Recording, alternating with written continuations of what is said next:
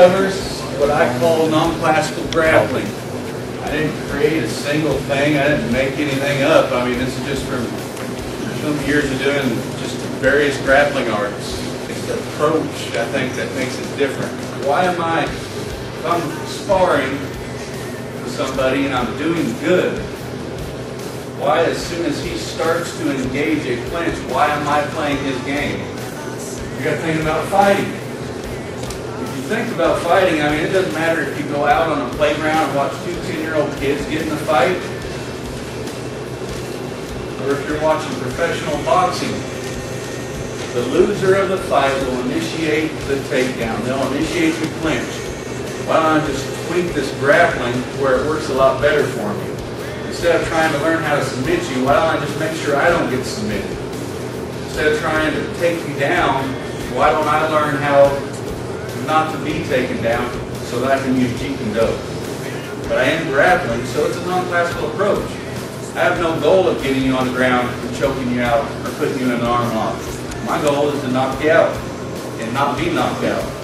We still learn takedowns, we still learn submissions, but we're more focused on not being submitted and not being taken out.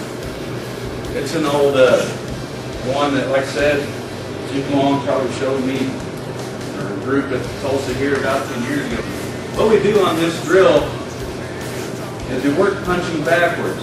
I'm going to hold this about this level here, because if I was shooting, that's about where my head would be. The reason we do this drill also is because a grappler is not just going to go, and you go ahead and let move or something or whatever there. Okay, they get them. Show wrestling school, we've talked about this, I wrestled. A wrestler, they're trained, and once they initiate it, you finish the takedown. They're going to keep on driving through, okay? So a good grappler, if he's trained correctly and listening to what his coach has told him to do, he's going to come again. And he's going to keep on driving in and going for that leg. That guy, usually after a couple of those in the head, he stands up a little bit and you hook and angle out.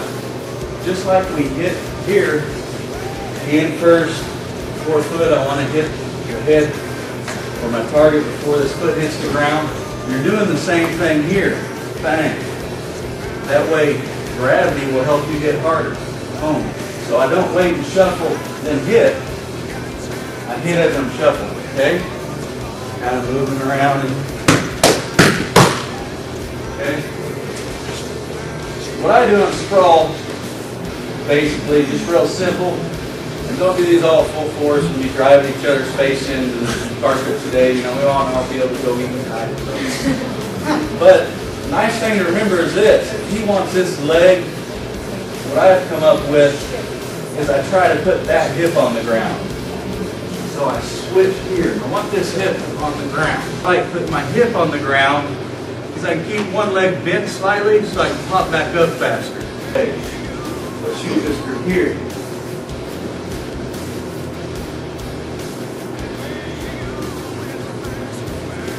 Also drive his head down.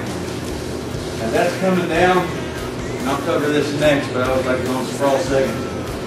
This should be right here because I can push it. It's coming in further. And I try to keep this leg as far off as I can. He's got it a little bit, but I'm pretty sure my leg, since it's about 4 times the size of his arm, I'm pretty sure that it's stronger, even though he's got a little bit of a bend in my strike. What I'm going to do is force him to go after this other leg. Now he's got 2 on 1. That's close to being equal right there. Now, first thing I need to do is this. It's just like the JKD stuff fits perfect with this because even if someone's coming straight at you, you pivot the angle. He's got that leg, I need to move. It takes leverage off. You know, from that science and physics we were talking about earlier. So, bang, I missed. I turn, explode this way. He was driving through. He'll still pivot with me. Now I've already got an upper hand and I got this through here. So they'll probably pivot and drive.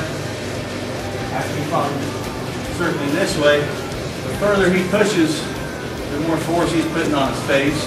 That's fine. I take this arm as he's driving through and I use his, I do it the same moment, I just don't take this and try to do anything with it. As he drives, I put weight down and lift up. And I keep doing that. It makes the guy kind of want to let go of the leg. So, boom, he drives through, I push, control the head, control the body, drop everything down. I'm trying to slam his head into the ground. From here, all I do is control it. I control it this way, give him one or two of those. But from here, what I do is I just explode my leg out of this.